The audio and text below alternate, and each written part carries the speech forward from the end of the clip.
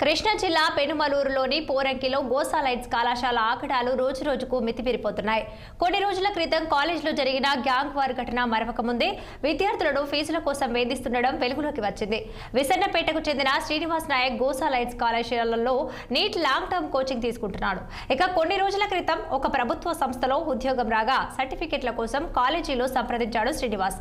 ఇక మిగతా ఫీజు చెల్లిస్తేనే సర్టిఫికెట్లు ఇస్తామని కాలేజీ యాజమాన్యం డిమాండ్ చేయగా తమ ఆర్థిక పరిస్థితి బాగాలేదని ఉన్నఫలంగా ₹1,00,000 ఫీజు చెల్లించలేమని శ్రీనివాస్ తండ్రి ప్రిన్సిపల్ను బ్రతిమాలినా కనికరించలేదు.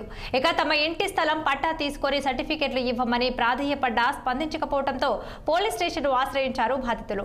తమకు న్యాయం జరగకపోతే ఆత్మహత్య శరణమంటున్నారు తండ్రి కొడుకులు.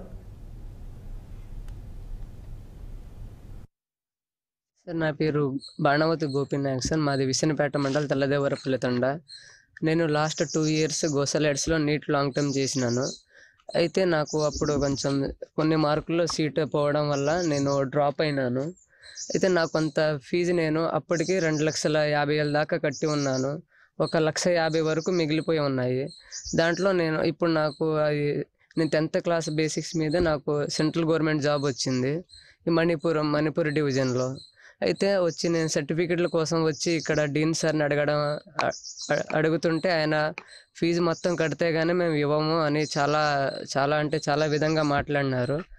మేము పొద్దున నుంచి నైట్ 7 వరకు వాళ్ళ దగ్గర ఉండి ఎంత మేము రిక్వెస్ట్ చేసుకున్నా కానీ మాకు మాత్రం అసలు లేదు, మొత్తం ఫీజు కడితేనే ఇస్తాము, నీ ఫ్యూచర్ పోతే నాకేంటి, మాకు మెయిన్ ఫీజు కట్టు లేదంటే వెళ్ళిపో, అంతేగాని మేము ఫీజు అయితే ఇవ్వమన్నా కానీ నేను మా నాన్న వాళ్ళ కాళ్ళ మీద కూడా పడినా కానీ మాకు అసలు కనికరించలేదు సార్. ఇక్కడికి వచ్చాం సార్.